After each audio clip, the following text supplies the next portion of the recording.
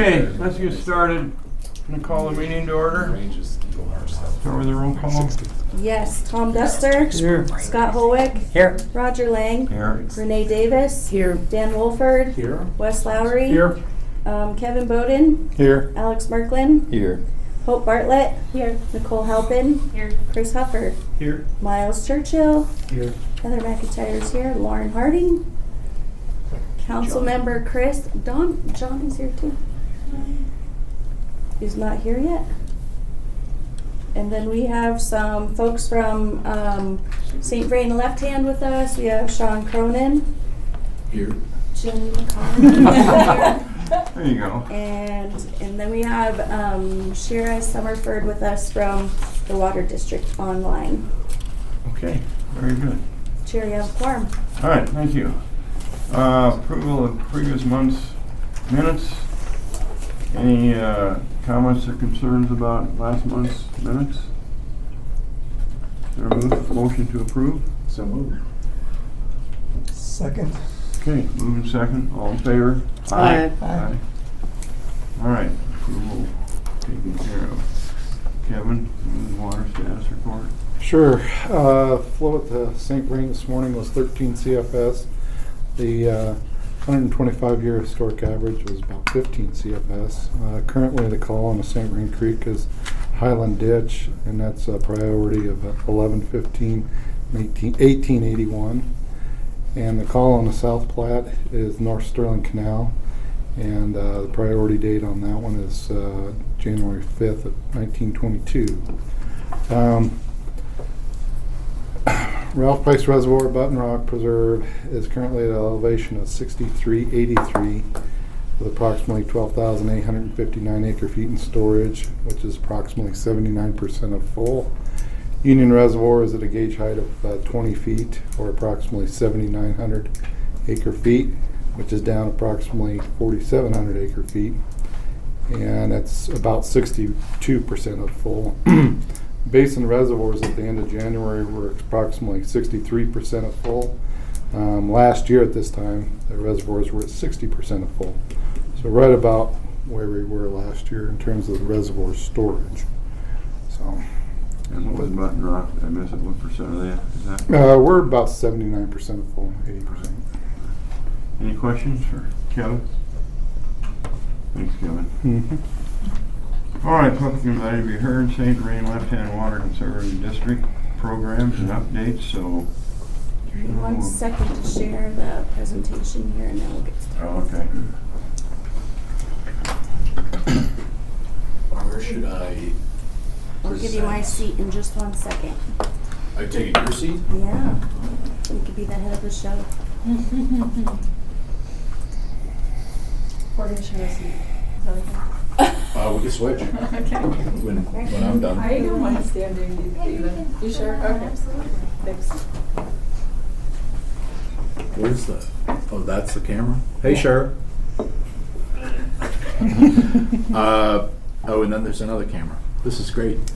So, Sean Cronin, I'm Executive Director of St. Vrain Left Hand Water Conservancy District. Thank you for having us back. We've come here from time to time. Certainly was here last year presenting to you on different programs that we have in place, and we welcome the opportunity to do that again this year. We're limited on time, so we're going to blow through a lot of things very quickly to just give you a general overview. If there are things that you want to inquire in more detail about, just stop us as we go through, and happy to entertain any questions you might have and provide additional context and detail. Scott Griebling is our water resources engineer, and he was expected to be here today but got sick Friday and didn't want to share with you. So I am pinch hitting for some of his slides, so if it looks like I don't know what I'm talking about, that might be partly true, but it's a good test for me to find out if I actually know what's going on in my office, so bear with me a bit. So Who's just your partner? sorry, and Jenny McCarty will introduce herself when her slides come up. All right, thank you. So just in way of a reminder, we're a large water conservancy district, local government. At 305,000 acres. To the west or the left of the map is the Continental Divide, and to the right of the map is the confluence of the South Platte and St. Vrain Creek. We were created out of the Water Conservancy District Act, which was created in 1937. There's about 50 water conservancy districts across Colorado, all with very similar missions ranging from education to policy to projects. We do have taxing authority, and we've been on the ballot several times over the last few years. And we have a 9-person board of directors, one of whom is sitting in today with Dan. Back in 2020, we did adopt a water plan. That water plan describes largely what we're going to present to you today, and it can be loosely described in these 5 pillars: with protecting water quality, safeguard and conserve water supplies, grow local food, store water for dry years, and maintain healthy rivers and creeks. So that's kind of our North Compass when we go to the board of directors with different programs to maximize the funding that was available through the ballot questions. We run that through our 5 pillars. Jenny. Thank you. I'm Jenny McCarty. I'm the Watershed Program Manager for the St. Vrain and Left Hand Water Conservancy District. I was here last year and presented on our partner funding program, so a lot of familiar faces. Good to see you, Dan. All right, so from our business plan with those 5 water plan pillars, the district also led the development of the St. Vrain and Left Hand Stream Management Plan. And City of Longmont was a primary partner in the development of the 2020 stream management plan and then the update in 2025. So thank you very much for staff in the room that helped partake in those processes as well. And I wanted to highlight too that this was the first CWCB, Colorado Water Conservation Board, sanctioned stream management plan on the Front Range. And we do have a story map coming soon, so a nice web portal that the Water Board can forward that along if you'd like, and will help to continue to educate staff as new City of Longmont staff come on board and want to understand what that background and stream management plan is all about. Within the stream management plan, there are 4 primary themes. We have flow management, habitat restoration and protection, water quality improvements, and flow water use and management, or focusing specifically on infrastructure such as ditches, reservoirs, etc. And the district really wanted to take the funding that became available to us through our mill levy and put it into projects and programs that our partners are doing locally and get them done rather than staff up. We're still a pretty small team. We're 5 people in total, and rather than staffing up with a bunch of people, we wanted to acknowledge that we've got partners district-wide that are doing these great water adjacent or water focused projects. How can we put money into the system to get them done quickly? So we created our partner funding program.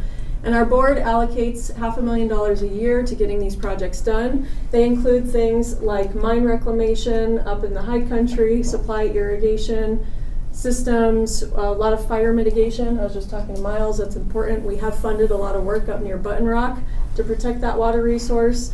We also have worked with City of Longmont and Hope on a xeriscaping and garden in the box project for local constituents. With Lions on stream restoration, these are all examples. We've done many more. And also there are cows hidden there, but that's a regenerative agriculture project. Through the partner funding program, like I mentioned, we've funded a lot of fire mitigation projects. These are the ones that take the bulk of our dollars because it is so expensive, but also very important, as you all know, protecting Button Rock. And this is a graph that shows the amount of dollars that we have put towards partner funding year over year. And I think this box here, the video box, is covering the 2026 funds. But essentially what you can see is we wanted to take local dollars and leverage them against state and federal funds to get this work done. And we've seen a significant ROI on those local dollars to get this work implemented. We also wanted to ensure that there was a good geographic distribution of these projects, that we're not just localizing these projects, for instance, in the urban centers or just in rural areas.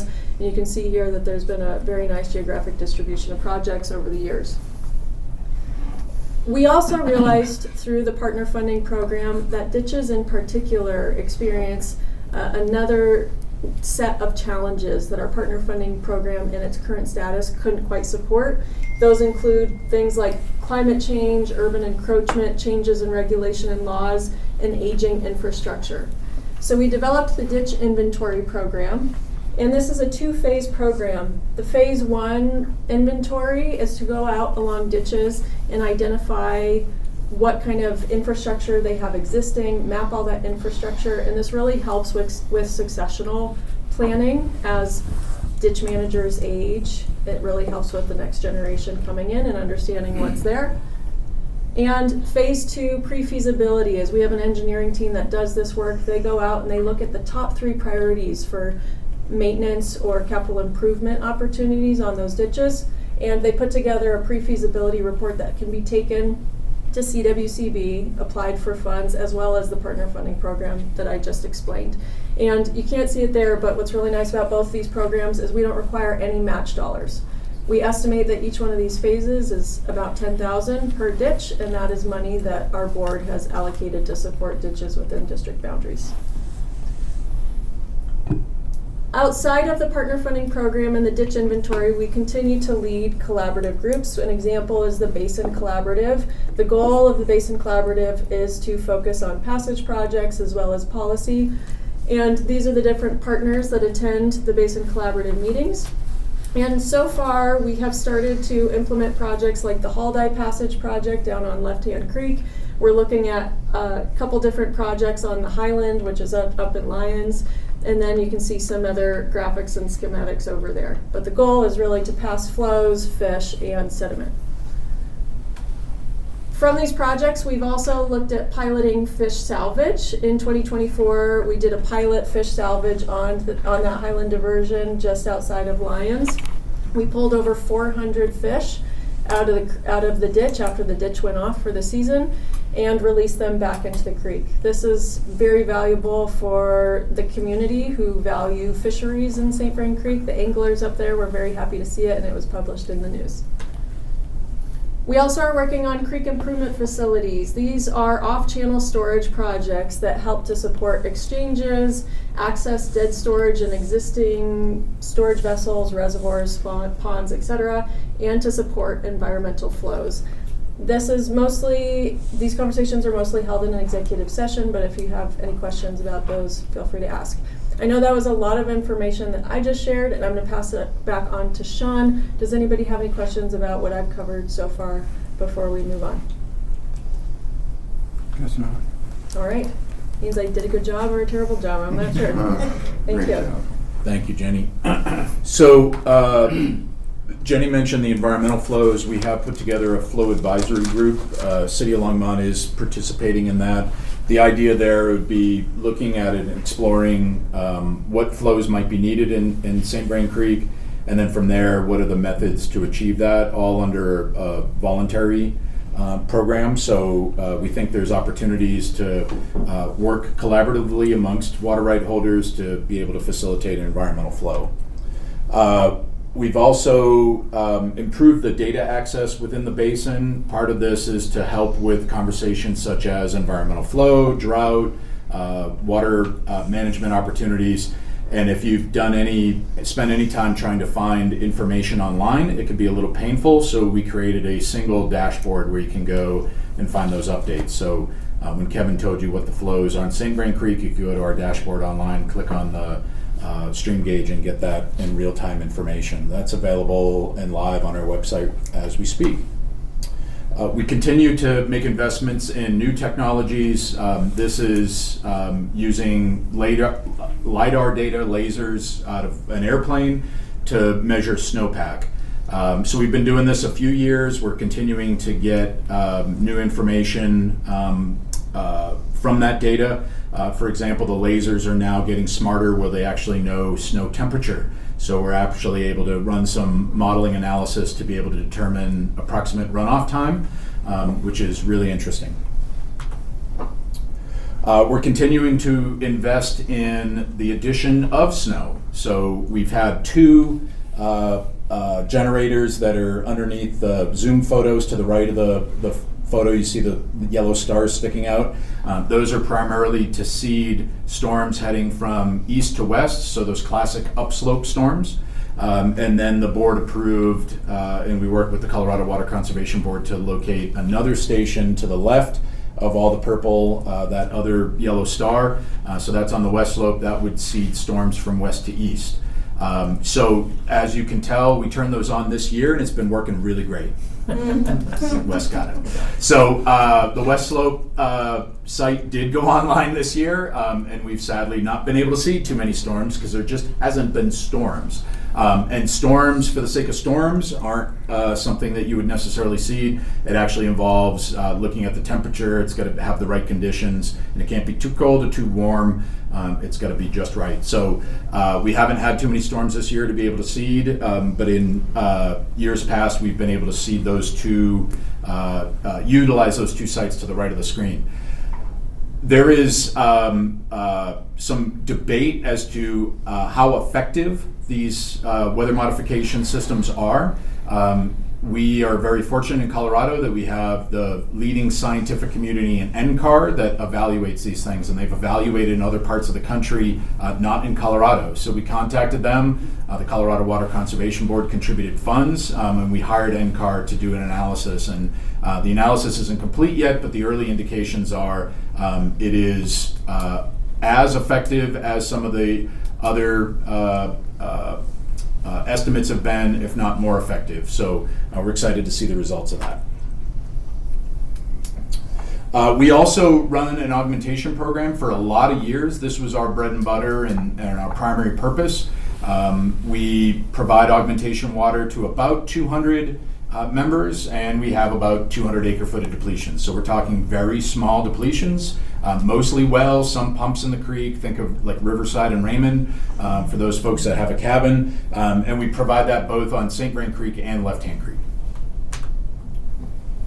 We also continue to rent Colorado Big Thompson water for many, many decades. The city of Longmont rented that on their own, and then there was a period of time where the city of Longmont rented CBT through St. Vrain Left Hand Water Conservancy District. That no longer occurs, but we have a little bit of water that is available to us through Colorado Big Thompson, and we rent that out in normal years. And under the Zoom photos there is an exchange for our augmentation program, where we move that water as CBT over to our augmentation program, and then the middle one there is what we rent to local agriculture. Thank you. Well, we're almost done. Sorry. We own Copeland Reservoir, which used to be yours. By the way, I just read a history of that reservoir, and not shockingly, it was Mr. Copeland that built that reservoir. Makes sense.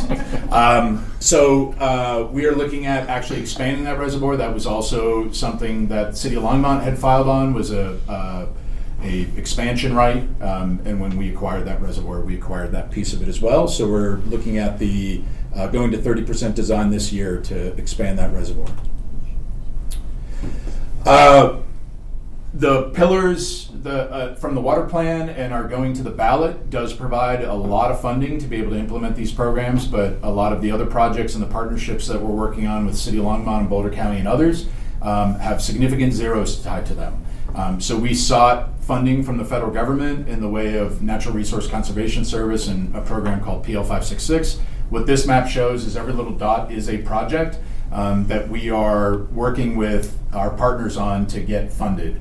We asked for nearly $300 million to fund all those projects throughout the basin, and we were excited about that possibility when the program was first applied to. There was $600 million nationwide, and in the federal government that goes in a heartbeat. So we weren't able to get any of that $600 million, but we are in the queue, and hopefully that money will become available to us in the future. Questions? Given the weather and the lack of rain and what have you, have any concerns about flow capacities, or is that going to be an issue with you? Or I guess maybe you don't know until the spring's over, but Flow capacity in way of? if adequate amount is what I'm just saying. Yeah. I have been saying all year I don't get excited and make predictions or estimates on what we are or not going to do until March. Yeah. I'm getting more and more nervous because the hole's just seemingly getting bigger. But I know from experience in 2002 we were all feeling decent, and then 2002 got really bad, and then 2003 we were feeling really, really, really bad, and March came and we had a blizzard and drought was over. So it could happen in a day. You never know. Could happen in a day, but the long-term forecast doesn't give you much hope. Other questions? It's kind of a calm board today. We tend You to must lull have done a people to great sleep. job. Hey Roger, in Yeah. case people didn't recognize Copeland Reservoir, that's located within Rocky Mountain National Park.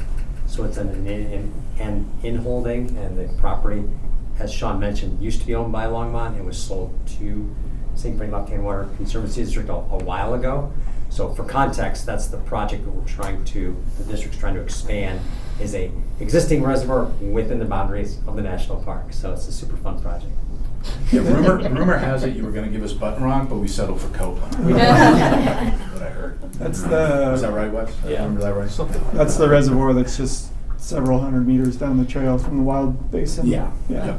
Yep. Correct. Right there at the Parking entrance. area. Right there at the entrance.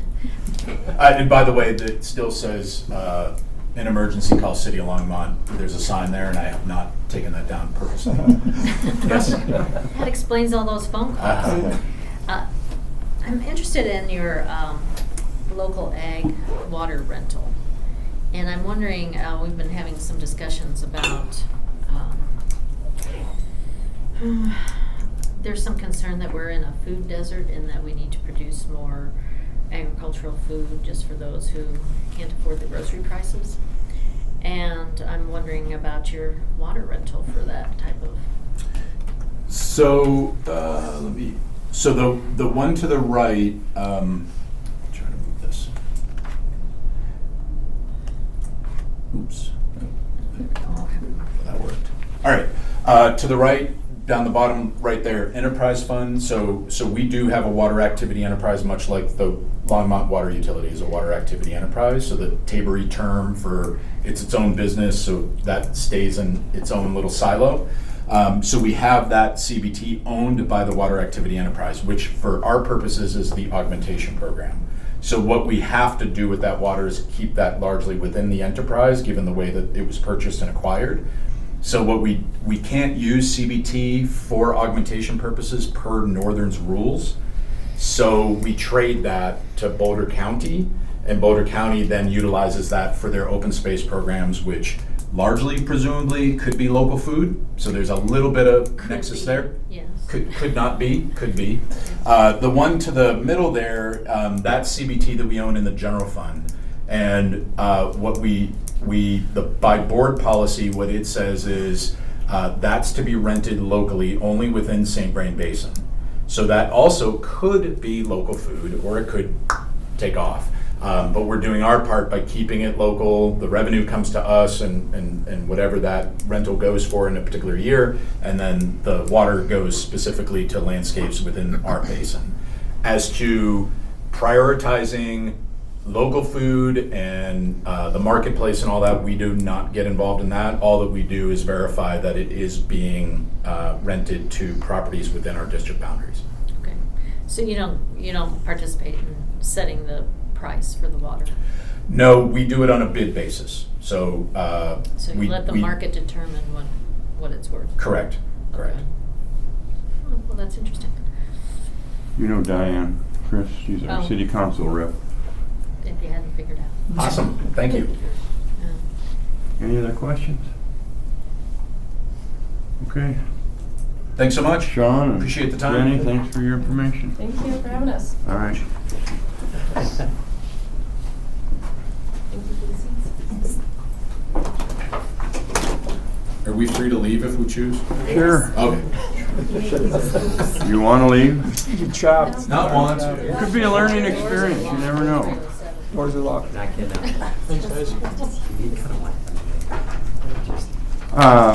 Any agenda revisions at all? Okay. Getting to development activity, no action required. You want to talk about what's going on at Fairgrounds? Yeah, so this is Fairgrounds Marketplace Replat A. It's a subdivision of a previous development that came through. It's west of South Hover, north of Home Depot, if you know that area. Big project. Yeah. So this development is currently in compliance with the raw water requirement policy. It's a replat of Lot 3 from the previous final plat that came through of the same name. They're subdividing it into about 3 separate lots. Yeah, not much to say on this one. There will be a second reading for the vacation of the drainage easement related to this property tomorrow, if anybody is substantially interested in this development. And they're going to replace that with some new drainage easements. Questions? Thanks, Alex. General business, none. And next is Button Rock Preserve. Miles, you want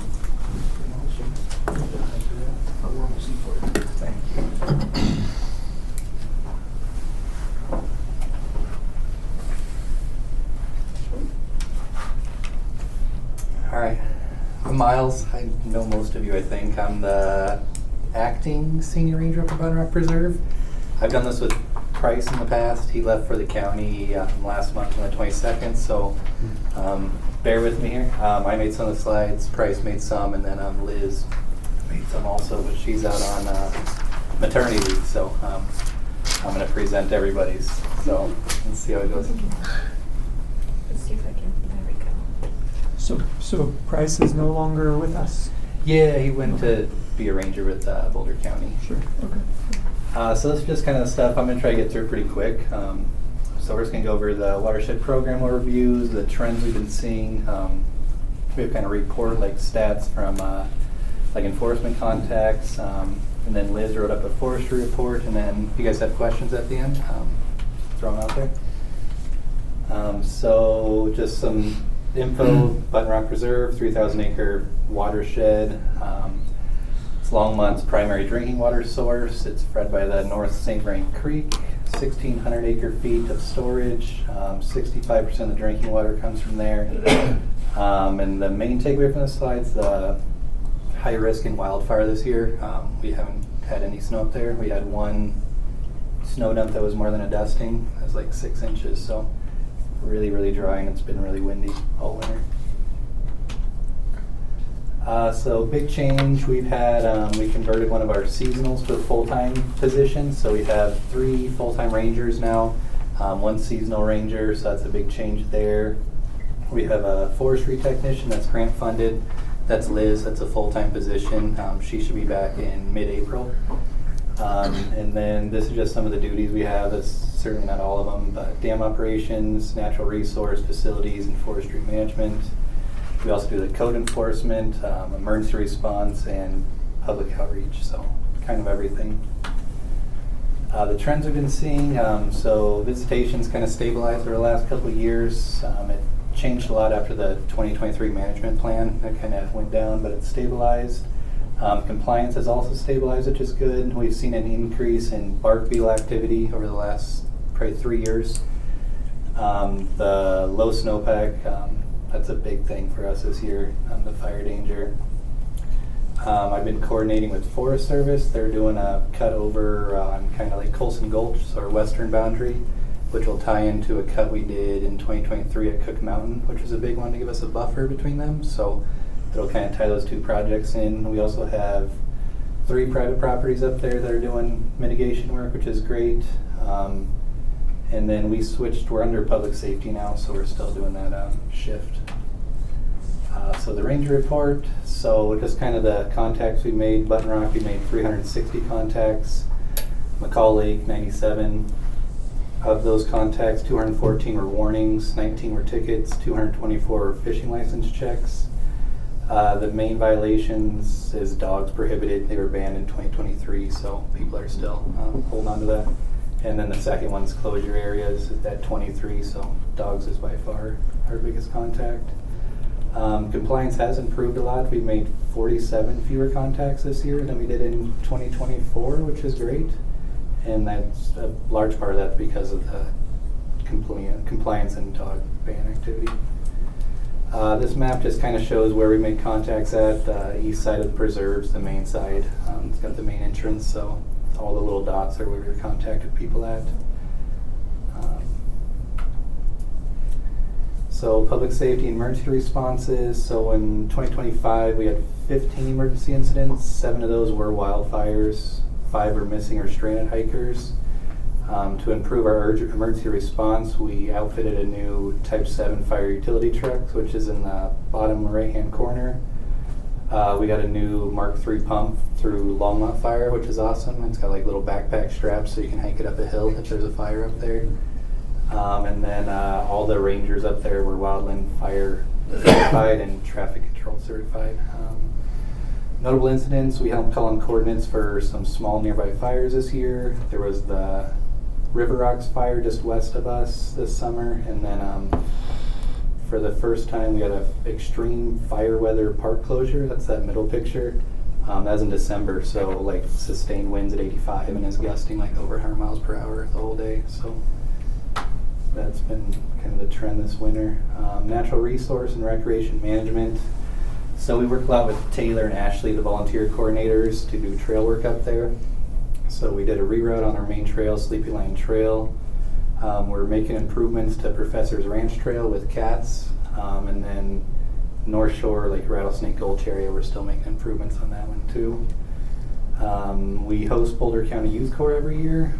We were able to get through 12 different projects with them this year, which is crazy. They usually do like 5, and this crew just crushed it. They just kept knocking stuff out, so we were scrambling to find stuff for them all summer. But they rehabbed like 300 burn piles in like a week and a half. Barbed wire removal. They cleaned up McCall Lake and installed a gate over there. Weed removal. They rehabbed a trail on our far western side in the loop, and then they helped with dispensable space around the ranger station. Water utility operations. So we're supporting ongoing repairs to the North Line. We're working with Holly on that. There's leaks all over, so we've been doing weekly inspections and access control with contractors and keeping people off the North Line. The pictures are from the control house. We put a little containment berm under that hydraulic oil there to keep it from spilling. We swapped out a really old dry wood flammable cabinet for a fire resistant one, and then we have a spill kit in there too. We also participated in Longmont's Emergency Action Plan tabletop exercise that John put on with the state. John Babka was on there, so a lot of good information came from that. That's the first one. So this is forestry. So this was Liz's. She prepared all this. So the 3 main goals: watershed protection, ecological health, and wildfire risk reduction are the main 3. Since 24, we've treated basically half the preserve, 1,190 acres. We've leveraged $1.9 million in grant money. We've had a lot of cross-boundary work lately, which is great, with Forest Service, private property, and we did a really big cross-boundary project with the county in 2023, and then they cut up on Riverside, which is just south of us last year. So that was another big one. The most accessible acreage has been treated. We're doing retreatments in some areas, and then the federal funding's kind of uncertain, but there are local grant opportunities, which is good.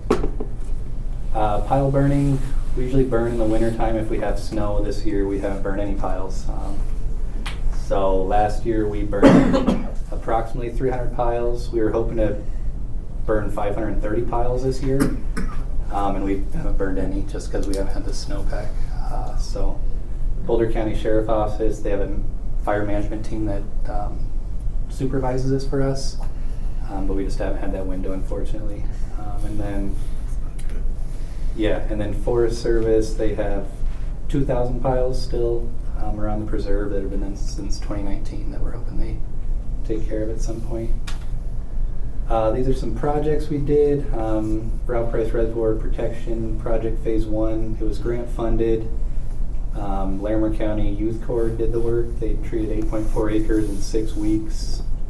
And we shipped everything to prevent beetle outbreak, and then if we did see any beetle activity, we quarantine the wood and let it sit and dry. We'll put it out later. And then North St. Vrain Watershed Protection Project, also grant funded. So this, we put an emphasis on reducing wildfire risk along Longmont Reservoir, and that was a 32-acre project, and that happened over 15 weeks this summer. These are the projects we have planned for this year. The kind of green up top, or the tealish color, that's Rattlesnake Gulch. That's contracted out, 44 acres. We're hoping to start that end of March, beginning of April. And then the purple down bottom here is our project with Larimer County Conservation Corps. And we were supposed to have for 5 weeks. They just cut it to 7 to 8 weeks, so it's going to be about half the time we were expecting with them. So we might have to bump the 33 acres down a little bit, but that's that purple one. The one on the right is a second treatment, and then the one on the left would be a first entry. Are they camping when they do that section? Not at Button Rock. They camp up at Hermit Park when they do it. Coming in daily. Yeah, so they commute back and forth. It's quite the little setup they have. When you are talking about mitigation, you're talking about mechanical removing, or are you talking about controlled burns? So this would be removal. It's Okay. cutting. I think all of it's going to be done by hand this year. In the past, we've done it like Spillway Knoll. That was done a lot by hand. It's because it's a smaller project. They did do like some helicopter extraction, which was cool. This one's going to be a hand crew. The one up top, the like teal color, that's contracted out, but it's just thinning. And then Larimer County, they're always just, it's a little soccer that comes in. They're like 18 to 25, and they just cut all summer for us. So Cool. Okay.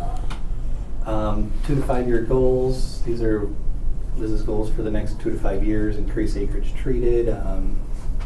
Continue to do pile burning. Hopefully we have weather going forward. Leverage grant funding. Expand post-treatment restoration, erosion control, and noxious weed management. Improve wildfire training preparedness, and then complete the 10-year update to 2017 Forestry Stewardship Plan. On this next slide, this is just animals that we've had up there.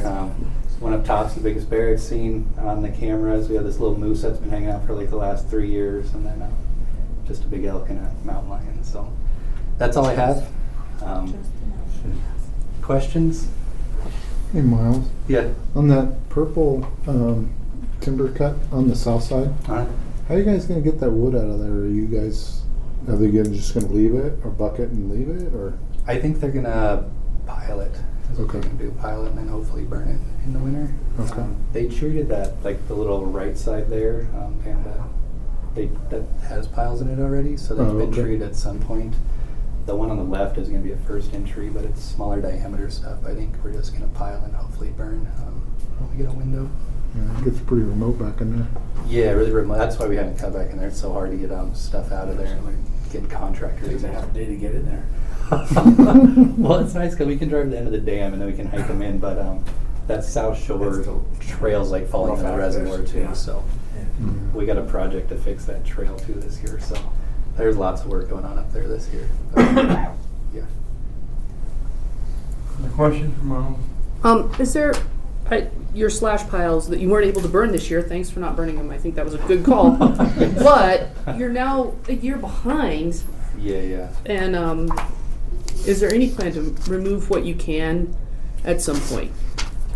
So we haven't removed any in the past. It's just they're really large. I'm not sure if you can tell by the. They're big, and I'm They're guessing big. they're in awkward spots. Yeah, the ones at Cook Mountain, they're machine piles, so they're really tall. They're like 15 foot tall. Okay. So Got it. removing that wood would be quite the undertaking. It'd be a If I project. recall, you've been working on these for a while. What's that? If I recall right, you've been working on these for a while. Yeah, we Like there's been thinning all the while, but it's building up more than it's being able to get burned. Yeah, we were hoping to burn Cook last year, but just due to the pile size, we need more snow than we had last year too. Yeah. 2 years ago, we got a nice like 3 foot dump in March, which would have been perfect. But with the piles being that big, we're going to need feet of snow to just feel good about burning out there. So yeah, it's going to build up a little bit more.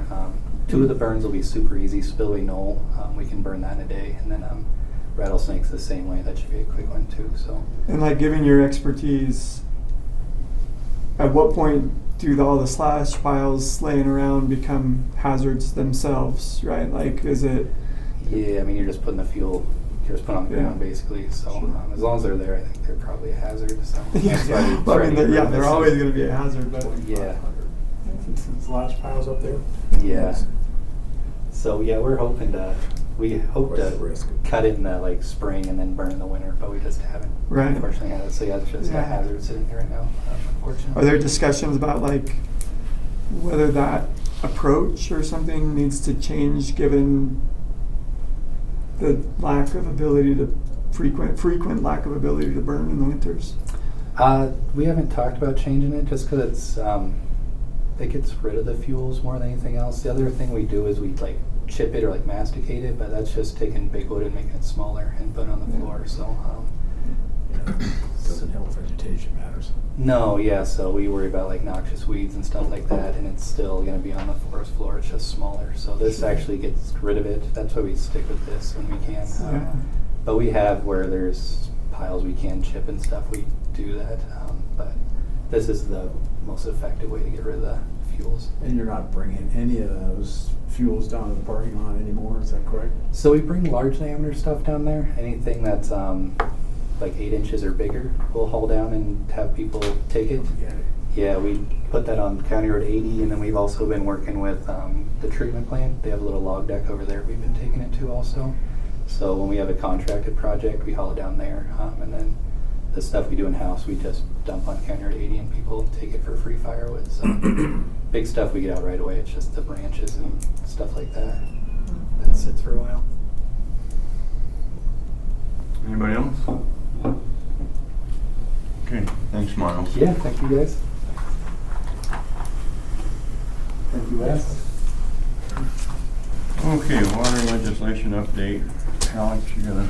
Yeah, not much to talk about. I provided links to the board for bills currently being heard by review committees in the General Assembly. Staff will be following these and new legislation that comes, and we'll continue to update the board on anything that we find is, especially important towards anything that might impact the city and any opinions we may have on these bills going through. Currently, not much to talk about, but if the board has any questions, I'm more than happy to try and help answer them. No surprises yet? Not yet. I think a lot of the General Assembly's worried about the budget still, and so hopefully they don't look at anything water related in terms of balancing it, but we'll see. If they do, we will have a very harsh opinion towards that. Okay. Nothing else? Thanks, Alex. Yeah, of course. Okay, Wes, cash and lieu. So what we wanted to do, we have this as an item from staff, so we're not looking for direction necessarily, but we know that you haven't had a chance to, the last time you had your quarterly review scheduled, that meeting was canceled, and we know that the next one coming up is in March, and so in advance of the March one, we wanted you to have an opportunity to have a discussion to see if there was anything that you would like presented for your information as part of that discussion. So I know we've talked about how are we going to determine how best to determine future cash in lieu prices, and Renee's done a good job of putting out some different ideas last year, and some of that we tried to put into the communication today. But I also included, just for reference, CDP transaction information. We usually include that at the quarterly meeting, but I'm going to give that to you in advance. You can kind of tell that the number of units that have been trading on an annual basis have been pretty consistent on each year. They've been kind of around about 1,000 units. So that's been pretty consistent, and you can see on the following page that the annual average prices that they've been transacting at have been fairly steady since 2020, transacting anywhere from about $58,000 per unit to upwards of $66,000, $67,000 per unit. And so just another one of the things tools that you have to help determine what cash in lieu is. So really this was more of an opportunity if you guys wanted to have a conversation about cash in lieu and what it means in the future. but I'm here to help answer questions if you have them. So, first of all, thanks for getting the information to us a meeting early. I think that's helpful. It gives us a chance to see stuff, have numbers in front of us, think about those numbers. I know we're not in a decision recommendation phase right now, but it was really good to start thinking early. And so thanks. I do like the approaches given, and I appreciate you doing the math. Those numbers seem cool to me, in a not decisional kind of way, but yeah, that checks my math as well. And then I would also like to urge the board that when it is time to decide to actually take action, keeping the cash in lieu current helps with revenue for the utility, but it also is that big bugaboo that I'm always trying to avoid, where the ratepayers are paying for growth. And missing it for a year, I don't have a hard number for how much that would cost us in a dollar type model, but I don't think it's trivial. So I would encourage us to take action when it's time. That's my 2 cents. Really, I think the plan is that we make a decision early enough to give it to city council early enough so we don't surprise the contractors and get it effective the 1st of January. So we're in a pretty good position, but your point about not action for a year, I guess we can talk about that a little bit later. About trying to figure out how we make up for losing the year, but I understand what you're saying, and maybe we can. I am less concerned about making up for last year, and more focused on let's get it done this year. Yeah. That would be the thing I would be pushing us for hardest, and that an annual cadence. Again, I think that helps developers. It helps us kind of know what's coming to and like really be on it. So my whole point is let's just act this year. What's happened has happened, but let's act this year. I'm sure everybody agrees with that, and we got a plan that we kind of started, which I appreciate, and so there's enough information that I can kind of get a feel, Wes, of what you're dealing with and what some of our choices may be.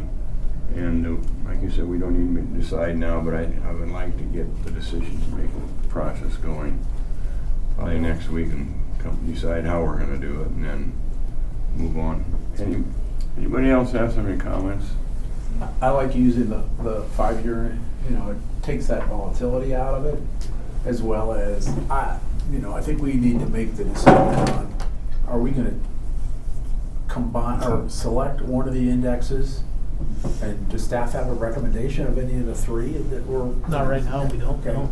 There was one that was just brought up as a way to hopefully adjust without, there's different ways to determine cash in lieu. Right. Right? In the past, we used to use transaction data for CBT, but then when the CBT prices went crazy, where you see it on the graphs, in about 2013, it went way up. Comparatively now, that would put cash in lieu at somewhere in that $75,000 to $85,000 an acre foot range. And it was determined that was maybe not the best indicator, but also trying to find a way to find a value that makes sense, but that maybe is not exhaustive to come up with from a staff perspective each year. And I think this was a way to kind of try to find that balance of addressing those changes. As we know, in July of 2021, cash in lieu was sitting at about $19,000 an acre foot. And then in May of 2022, it went to $48,500. That was a huge change, a huge percentage change. And that's where those conversations then came. How can we more normalize, or at least expect and know those changes? And that's why we're here now, that we're hoping that we can have a conversation next month, and then in July, make a determination that would include maybe a recommendation to City Council of what the then cash in lieu would be that would become effective January 1st of next year. So that's kind of a real quick summary or snapshot of what we got. Well, I think using the index gives the general public an idea. Yep. It's something that's very tangible that they can see, and knowing that it's a 5-year average, that there shouldn't be any surprises if we base it on that index.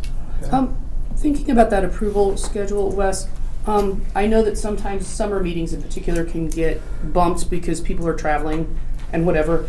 If, for whatever reason, the July meeting doesn't happen, can we still get it done if we have our August Yes. meeting? Yes, Thank you. yes. Just because we may or may not miss July, I think August, that's why it really makes a lot of sense. The idea is that we can get it scheduled for council's review, if there's a recommended change, Yep. by, I'm gonna say early fall, Okay. so that then there's a lot of lead time for the developers that would most be impacted by this change.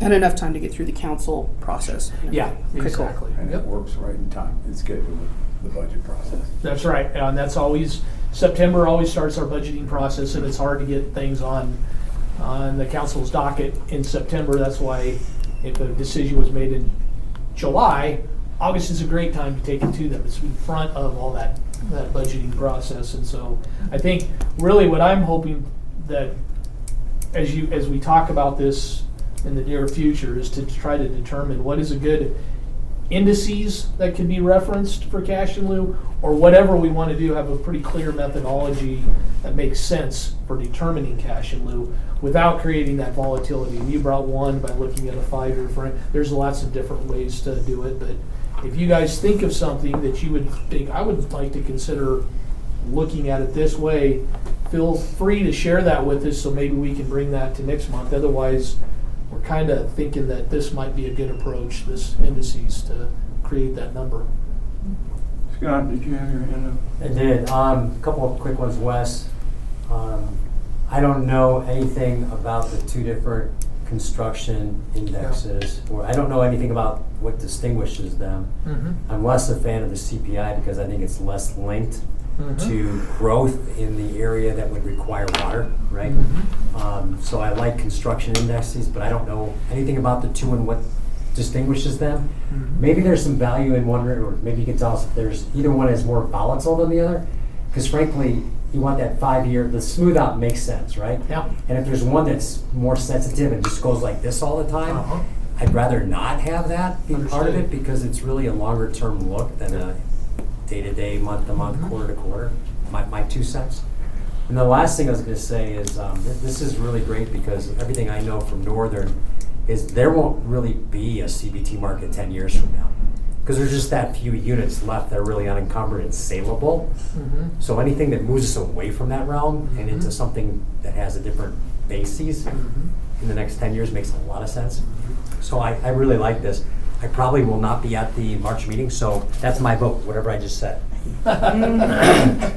So, question Yeah. for Scott. So you mean that all the CBT water will be held by municipalities that are not really in the not going to sell? They're either held by Obviously. ditch companies with flat assessments that never grow, so there's no value in getting rid of them, because it's literally you're spending $1 a year to have CBT water, or it's water that is saleable that's already been traded and it's less likely to be retraded. So yeah, to answer your question, that's basically at the M&I, the intersection of the ag and the M&I has long since gone M&I, and it's just, Yeah. getting Yeah, bigger and I bigger remember. on an annual basis. And that's kind of the projection from Northern staff, is about another 10 years, there really isn't a market in that particular commodity. There might be in NIST, there might be in, who knows? But that one that we've relied upon for, I don't know, since at least the early 2000s probably is unlikely to be there in 2035. And I think that, just to remind the word, I think the basis for the determination of what cash in lieu will be is pretty well detailed. And it doesn't have to include any particular thing, but you'll at least evaluate things, and that includes CBT. So you can look at it, and you don't have to use it for a basis for determining what it would be, but also is like construction costs. So Longmont has long-term emphasis plans for other storage projects. We just recently substantially completed participation in storage in Chimney Hollow. But another storage project would be Union Reservoir enlargement. So because that would increase our supply by having storage project, it might make sense to look at some kind of index that's related to construction. That's kind of, and that's where that element comes in, because whatever determines, whatever recommendation water board makes to council on setting the cash in lieu price needs to be consistent with what it says you're gonna evaluate. We wouldn't just haphazardly just say, well, we just wanna find a 5-year matrix that's real stable. No, that doesn't really work. So it needs to be something, but I think that's where I believe, and there's different construction cost indexes, for example, that we could kind of play with, but that one to me kind of makes a lot of sense. And if it's just a fraction, it's a percentage of increase, if that's generally normalized over 5 years, that'd be great for staff. It would be appropriate, I think, for cash in lieu, and it would set, anybody could go in there and see, a developer could know what are things going up. Well, it's kind of relative to general cost of construction. And I think that just makes a lot of sense on a lot of different fronts. Yeah, I think the understandability of it is important. When we started back in 17, 18,000 years ago, I mean, we were bouncing up and down like a rubber band, and that's hard for people working with us and figure out, so what are you up to now? So I like where we're going. It makes a whole lot of sense, and then next month maybe you've got some thoughts about which of these make more sense in the business we're in would be helpful. So, but that's I like the direction we're going. Yeah, just a couple of questions and a couple of comments. So, if I recall right, most years the yield on the CBT unit would be something like 0.8, 0.7, 0.8 or something like that. Yeah, between 0.7. So that unit, of course, needs to get adjusted to an acre foot in our mindset, I suppose. Instinctually, the Bureau of Reclamation, construction cost index seems to, be in line with, if it's, if the next, what I always was stuck on the wording whenever we would talk about these things, but the next foreseeable project or something. I think somewhere along the lines there was that wording somewhere in there. If that's a reservoir expansion, then that would seem, then that cost index seems to make good sense, because it seems like reclamation's in that business, right? So, and then the other thing I appreciated about this kind of document was that you started with some principles that kind of like and it nicely captured the things that we've been talking about so far, or that we've been talking about over the last year or so. I'll just say on that second principle, the word rationale is in there, so provide a rationale. I think that has a little less connotation to it than the one that I would think of instead, like justification, right? Because at some point you're like justifying, you're explaining why, right? Rationale is one way to do that. It seems a little light, right? I do think that we probably need to have a relatively robust justification for why we're doing the things that we're doing. But otherwise, yeah, I really appreciated all the information and the kind of like the layout of it as well. The kind of the starting point of thinking about why we're doing this, right? So. Okay. Chair. Oh, sorry, Diane. So, thank you for all this detailed graphs and that stuff I love to read. I assume this eventually is going to come to council, so I'm just going to give you a taste of where I might go with this. And as an accountant, we spend a lot of time valuing assets. So the problem I have with using an inflationary type index is that often you might find yourself in a position where inflation is low, which is now because according to our Innovest people, we're at 2%. And also water levels are low, so there's actually a shortage of water, which would generally drive the price up. So they're in opposition to each other. The thing with inflationary indexes is it's based on GDP, so domestic production. So generally, if you want to bring inflation down, you just create more. But we can't create more water. I mean, we can seed it and what have you, but we find ourselves in the position of Mother Nature taking the lead, and we have to figure out what are we going to do when we're in a poor water situation. So usually you would go to a commodity type index, which I think is what was historically being used. And now you're having trouble because you don't have as many benchmarks. But there are, if you look at commodity indexes, there's maybe 4 or 5 different ones.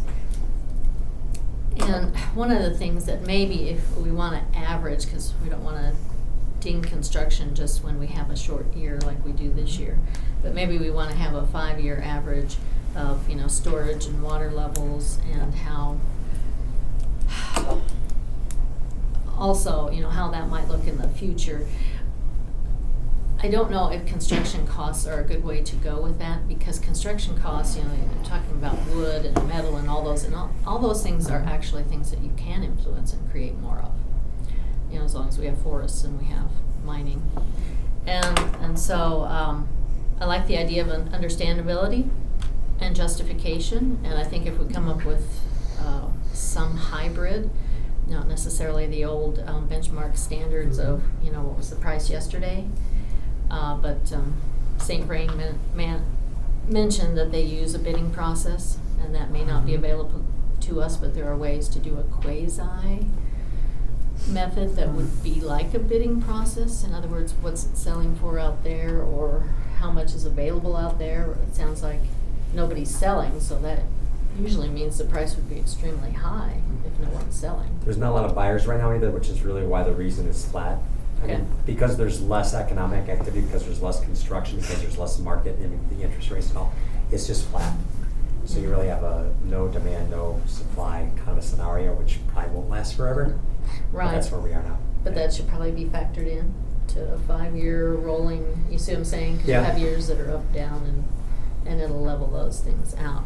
I'm just looking at I'm just looking at these charts. Initially I was looking at with the black line, what is the water level? And I'm like, It's not good. that is not good. Therefore, we have to factor that in, not necessarily hit them with these types of prices, but maybe take a 5-year average.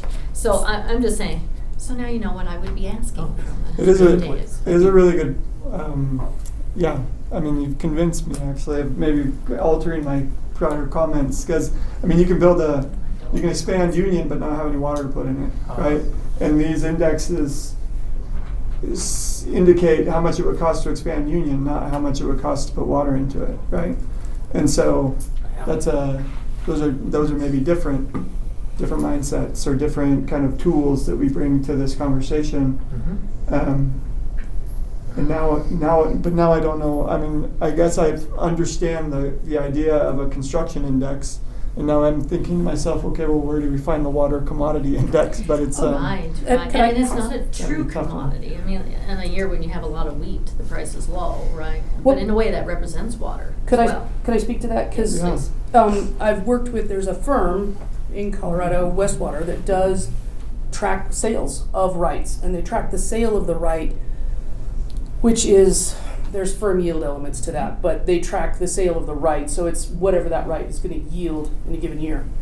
We could pay them money to do that, and I would actually support that approach of doing a true up and saying, hey, what data do you have? I have looked at data from them, and they had somewhere on the order of, now I'm pulling numbers out of my memory, but they had about 20 sales since in a period between 2015 and 2020. So that's not a lot of data anyway. But they had some recent sales and going with that number. I'm fine with that. My point here now, and back to my urgency of let's get something we can do this year, I would encourage us to have a true up every few years and pay money for a study, because you got to pay them. And then don't pay them every year, but do this inflationary index. And yes, construction costs, are they perfect? Absolutely not. But to me, it seems like a way to do it in a way that the development community that's going to be impacted by these fees can understand, and I don't want to make it seem like they're simple, but also be kind of prepared for, because they're going to be dealing with those escalation costs anyway, so it's not a weird number for them. But I hear you, it's not a perfect fit. You know, construction is Portland cement the same as water? Well, no. But I'm trying to figure out just a basic means for like, okay, we do a true up every few years with a study, and then in between that, we escalate it with something, not the consumer price index. Or the consumer price index, but that's a basket of eggs. So I just have a suggestion, that is look up commodity type pricing Okay. and see what you think might apply. I mean, you're all fine minds here and mathematical minds too, so. Can look it Yeah, up. I started looking at them and I thought, well, okay. Did you- Partially this, partially that, you know, and I think maybe there Oh. might be some hybrid. that So you're would thinking of benefit. a set of commodities that would mimic water? Yeah, or just the mathematical constructs they use to, you see what I'm saying? And then I think, when you're talking about development fees, I think that should be in the mix with how much storage do we have, what are the water levels, what are the sale rights, and average all this, you know, come up with some maybe weighted lattice work, how much Diane, does this matter? you gotta speak a little louder. I need to Can't hear speak you way louder. down Oh, here. okay, I'm saying. Start there's- yelling at me. There's maybe 5 things that I think storage, water levels, sale rights, and development fees should be in the mix. And they should maybe be weighted or whatever, or maybe they're all 20% for each, so they're even. And then that becomes funneled into the algorithm for whatever commodity. And that might be a hybrid too, because I think true commodity trading, like if you're trading, what are they, pork bellies, they're always trading pork bellies, right? You're only gonna have some basic information when it comes to water. So you aren't gonna have daily, ticker tape to say, where is this trading? And you can see how on that one chart where it went up, down, up, down, up, down, they were trading like pork bellies, and we should probably average all these things over 5 years as well. So that in this year, you're not paying an exorbitant amount even though the water is scarce, but it's looking at a 5-year cycle for water, if 5 years seems right for water. Well, it's an interesting concept. I think it's important that people understand. I think it's fair and it's reasonable. I mean, these are things we can think about and lot to discuss. So, Scott, March is going to be an important meeting. I don't know if your excuse has been approved yet. I'll get back to you on it though. I didn't ask for an excuse. Somebody scheduled this meeting during spring break, which, it's tough when you got kids. Anyway, good discussion. I do wonder whether we would go through a whole lot of effort to try to nail down like a specific percent or something, and if it was all said and done, it'd be like, one plus or minus 0.5% from the construction index or something anyway. Especially if we're averaging over 5 years and across multiple indices and things. And so I suppose there's a limited return on the additional work that gets done to some degree, although I don't know, maybe we do need to nail it down better, but yeah. Scott? Yeah, I was going to say, I like Renee's idea, a little bit of a true-up. Westwater is reputable. They're not just in Colorado, they're western United States. They operate all over the place.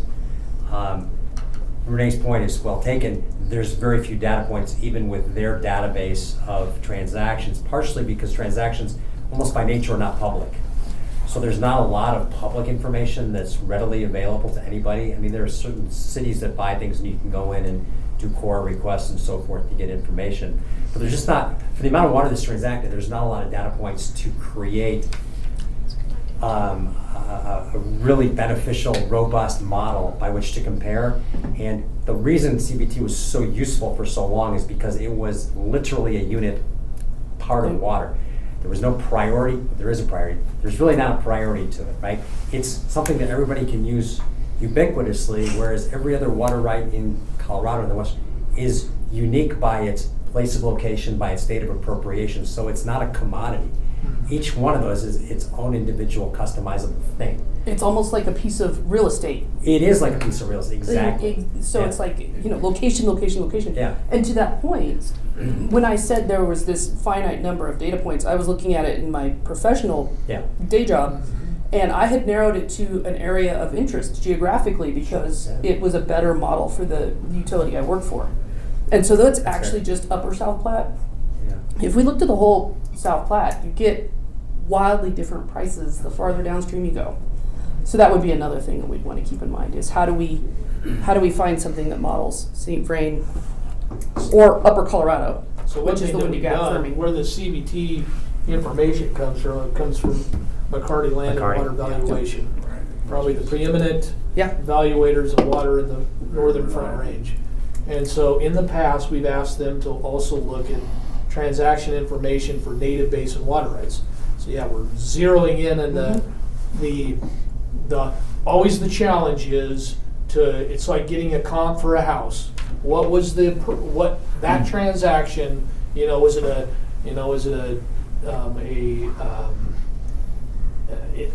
sale that was incentivized for some reason? Was it truly a water right that could be used for municipal purposes? I think it's always good for us to ground ourselves. What is the purpose of cash in lieu?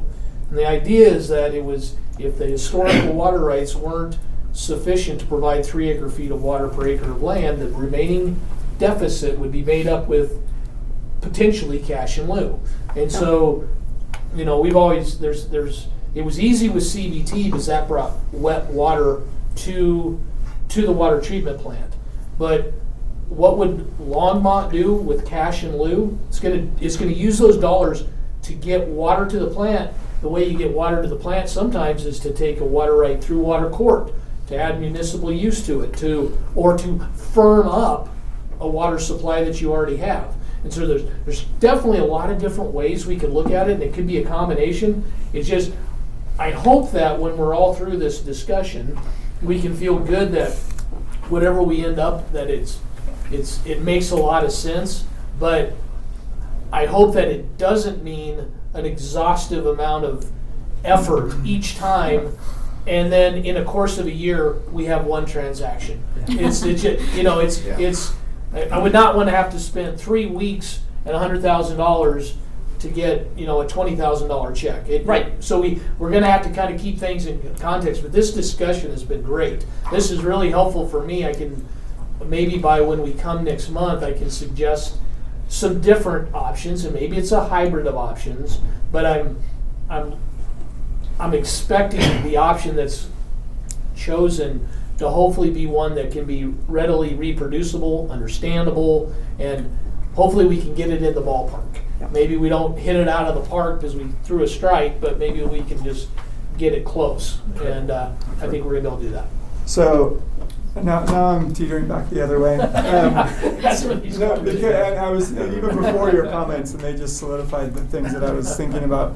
I'm curious about, like, if you came in here like next meeting or something, and you said, what, Longmont kind of has, we have a lot of water, right? And I think that's true, and we have maybe even enough water to kind of like move us into the future.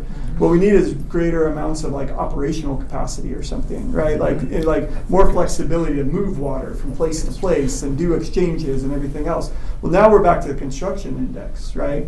If like literally the cash in lieu comes in and we're not like going out and buying some water rights somewhere in order to supply our residents with more water at some point in the future, and all we really need is like the expanded capacity to move the water around, then it becomes more of a construction thing, right?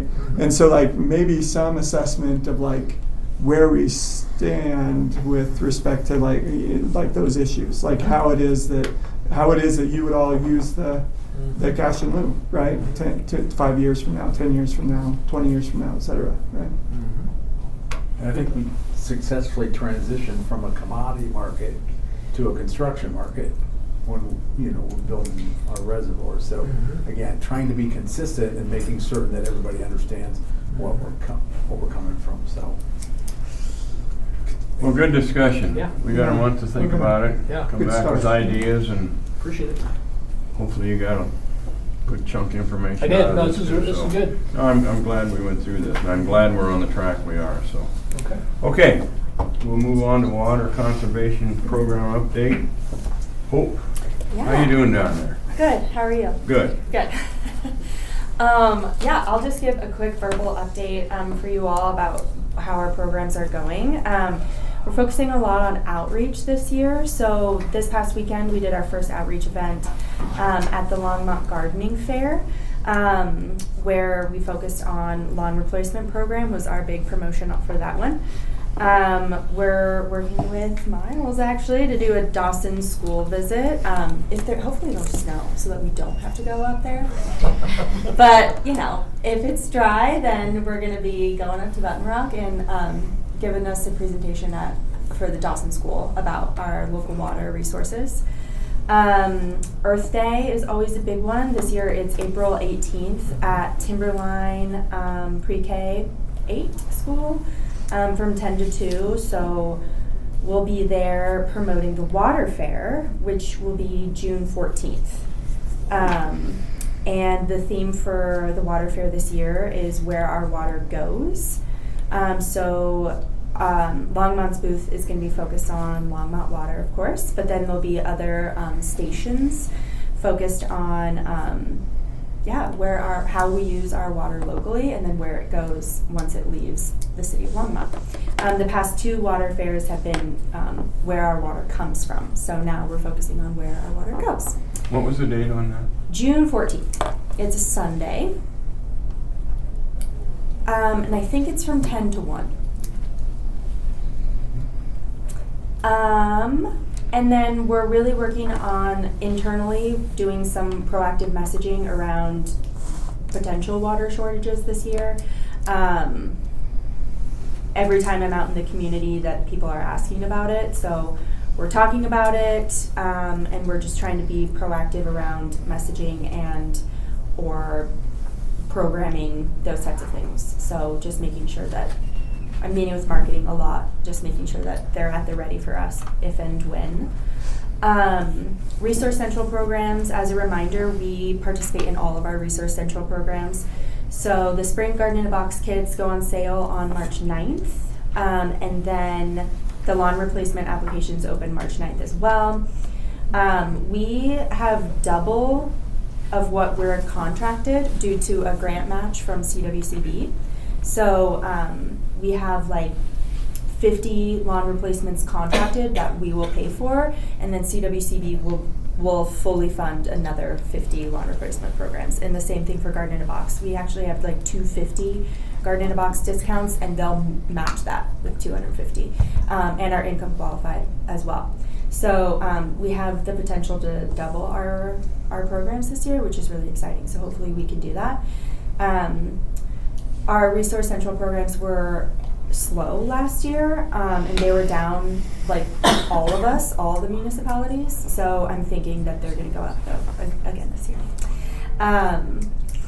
Slow the Flow, which is our irrigation assessments, they start in June, but the sign up is open now. And then WaterWise yard seminars have begun, and they run throughout the year after work from 6 to 8 p.m. online. Just a variety of different water efficiency topics. So put on by Resource Central, and we just sponsor the guest speakers. The other big thing is our rebates. So you may remember we transitioned our rebates from Platte River Efficiency Works to our internal process on January 1.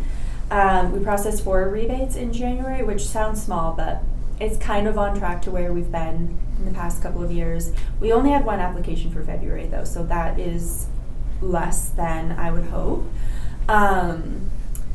But again, it's all about the messaging and hoping that we can continue to let people know where they are. We had a feeling that it would be slower this year. Once you change portals and processes and those types of things, people get lost. So hopefully we can increase those. And then we're working with Northern Water, Fort Collins, and Loveland to do a regional rebate portal. We're hoping to get an MOU in April, we'll see, and select a vendor. They're interviewing vendors right now. So the vendor will do the regional rebate portal and process all of the rebates, and then so we'll pay the vendor, and then the vendor will process everything, which will really streamline everything. And Northern is the main sponsor of that project, so which is really great. And hopefully they can move it to other Northern Water allottees. But really, Longmont, Loveland, and Fort Collins are the test subjects per se, because we were with Efficiency Works, and Efficiency Works would no longer process our rebates. So us, Longmont and Fort Collins are processing customer rebates internally right now, and Loveland currently does not have any rebates because they don't have a portal or staff. So hoping that we can get that up by the 1st of next year. But yeah, that's just a quick update. Feel free to email me with any questions or concerns, but that's where we're at. Seems like a lot of stuff. Oh. Go ahead. I was just saying it seems like a lot of things are going on, and I think it's going to be a busy year given that we might have that we have drought-like conditions. I think people are going to be very excited about conservation. Yeah. Never waste a good drought. Other questions for Hope? Okay, thank you, Hope. Yeah, thanks. Okay, water supply update. Wes, is that you? Yeah, so, Kevin already gave you our normal update. As Water Board is expecting, will be coming in April for a formal recommendation on the water supply and water shortage implementation plan. Kind of like our conversation with CBT or Cash and Lieu, we're kind of building up to it. So today I just wanted to kind of hit some current highlights of where we're at. Wanted to let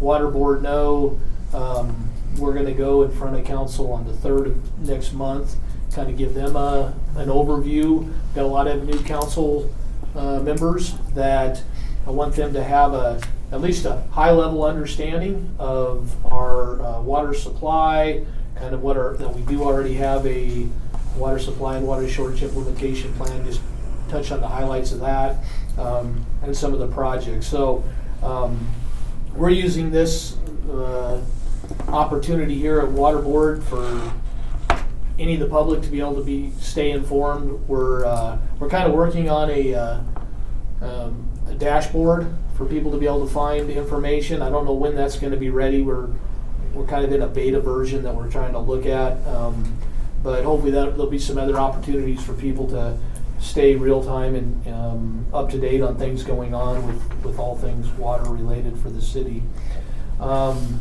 Just kind of walking through just a couple of the attachments that we've got. The water storage at the end of last month, again, Kevin mentioned it. I think we were at around 63% for certain select reservoirs. Every year, those storage volumes increase with the runoff. If you looked at it, we're talking about a 5-year average. The 5-year average for the end of January was actually around 66%, so we're slightly better than last year, but slightly behind on the 5-year average. But yeah, that's kind of the information. Also keeping in mind that it's kind of the uniqueness of Water Board meeting on the 3rd Monday of each month. This is information that's relative to the 1st of each month. It's when it comes from the state, so just kind of keeping that in mind.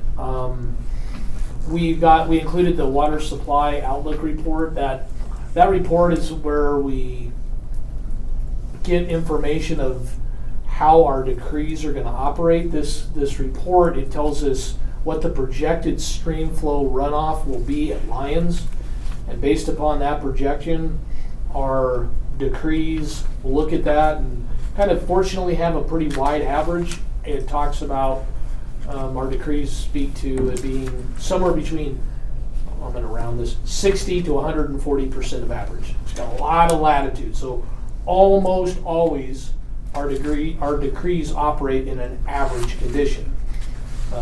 They can operate under a wet condition, We're not gonna have a wet condition this year, I'm pretty sure of it.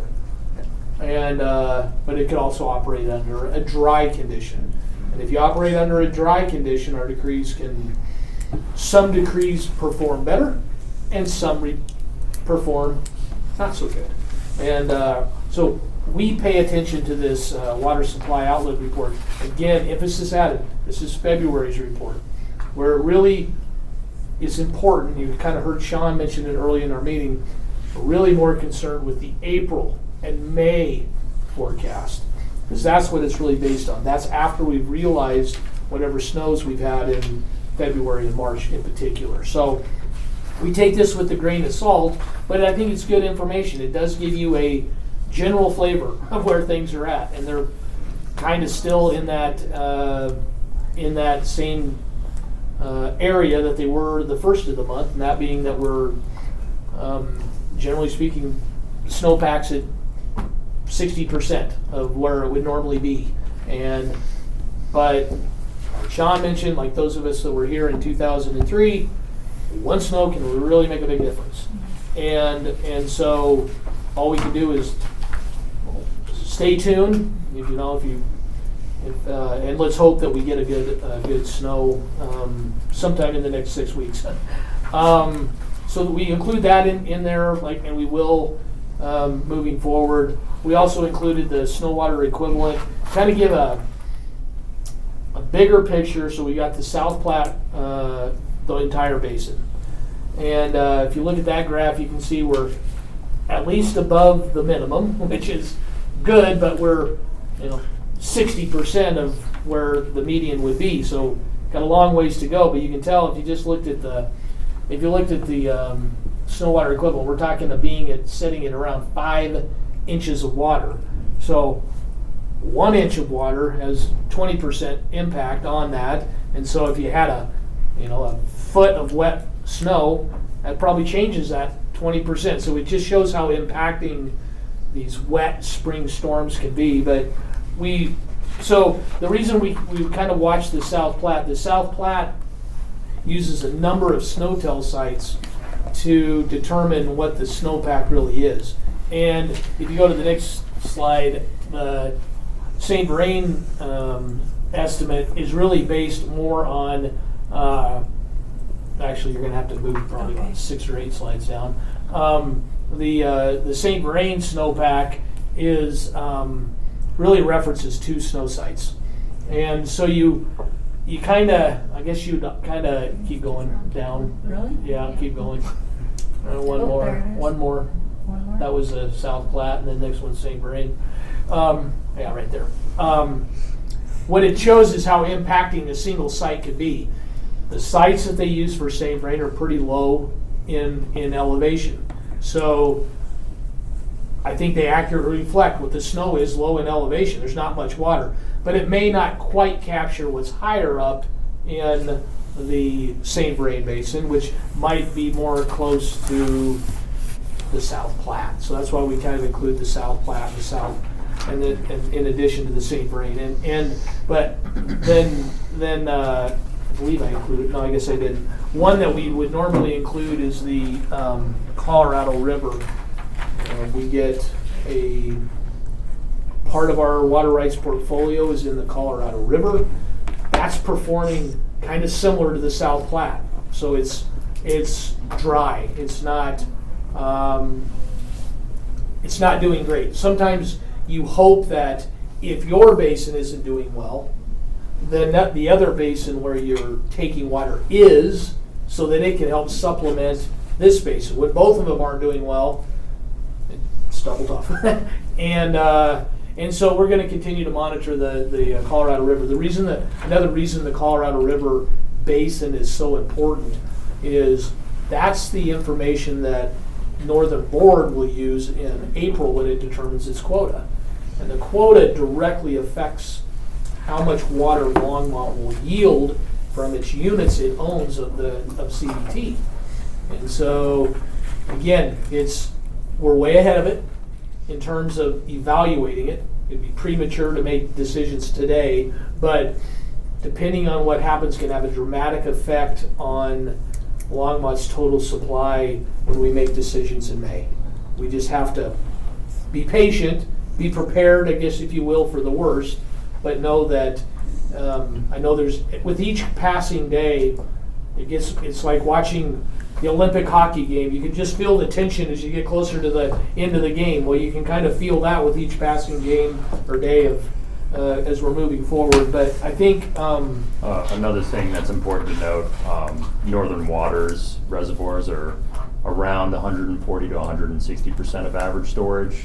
And, you know, looking forward, they see that this might not be a good year in terms of snowpack and anticipated water supply. So in, you know, anticipation of that, they're moving a lot of water from the west slope to the east slope into Carter Lake and Horseshoe, because there will be a lot of demand here on the Front Range.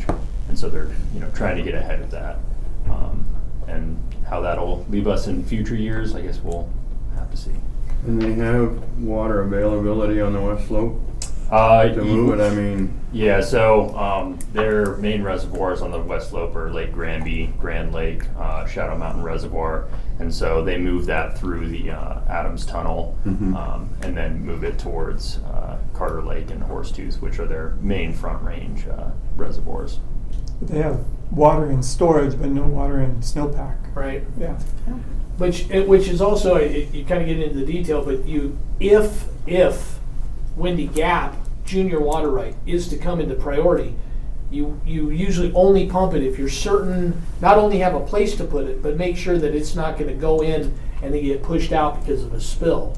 And so what this means is, by them creating a hole in those west slope reservoirs, if Windy Gap can come into priority, we have a high level of certainty that there's going to not only be a place for it to store, but it's not going to spill, which is a good thing. The question is it going to come into priority?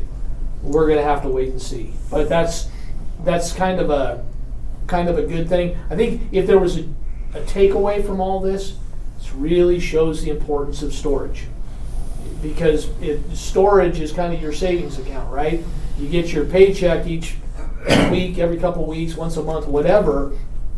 If something happens to that, you're tapping into your savings account of storage. And so fortunately for Longmont, we've recognized that could happen. And that's why we have storage projects. That's why we participated in Chimney Hollow. That's why we're considering enlargement of Union Reservoir. And I think that in and of itself shows value of storage here, especially in our area. So stay tuned. We'll give you another update next month of where we're at. It's, if you pray, or if you want to pray, you should pray for more snow. It would be really helpful for all of us. But I think what we're going to end up finding is that, I would not be surprised if what we find is, for Longmont specific, that I have no doubt, zero doubt, that we have enough water for Longmont for this year and for next year. The question is, when you have that extra uncertainty, how conservative do you want to be not knowing the future? And we've always taken a pretty conservative approach. That's why we're in a good spot now. And that's where, when you kind of get on that edge, that's where you really have to think, at what point are you going to want to implement something, as, for example, a change in our current status for drought. So we already have a plan. Today we have a plan. It's not like we don't have anything now. We have that plan that's in play right now, and I think we're kind of. It'll be interesting to see how our conversation goes in April, because by that point we'll already have March through us with the snow, and I think you're gonna be able to make an argument either way. I think that's what it's gonna come down to. I don't think it's gonna be clearly one way or the other. Maybe we get that snowpocalypse, and it's clearly we're gonna stay in sustainable, but probably not. Any questions on water update? I just wanted to go a little more robust into it, and to know that as we keep going, especially these next 2, 3, or 4 months, I'm gonna be sharing a lot of information with you guys just to help you make an informed decision and an informed recommendation to council for May. Look for you in church going forward. That's right. Yes. Any questions for Wes? Okay. Yeah, just again, I appreciate the previews, you know, or the kind of like, you know, little discussions along the way. Yeah, okay. Just like with the last topic, so. Great. Okay. Thanks. Review of major projects listed, items, anything there? No, I think we've got, we are anticipating having Northern staff here next month for a special presentation. They're gonna be able to give just a general overview for who's ever here, what their roles are, what they're seeing in terms of operation and changes upcoming for this year. And they'll speak briefly about our Chimney Hollow project, and be able to field some questions. But that'll be, they're on the docket right now to be here for March. Okay. This item 11, informational items and water board correspondence. Did you all get a chance to look through those items? And I thought the virtual tour of Chimney Hollow was really nice. But Great. City of Longmont utility rate changes information. It's got a lot of information in there. Lots of information. So anyway, thank you for putting that in there. Any questions about those? Okay.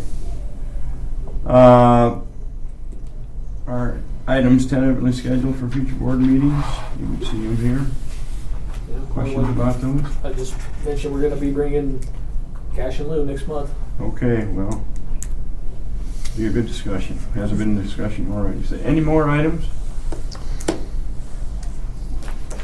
Okay, motion to adjourn. So moved. All right, everybody in favor, say aye.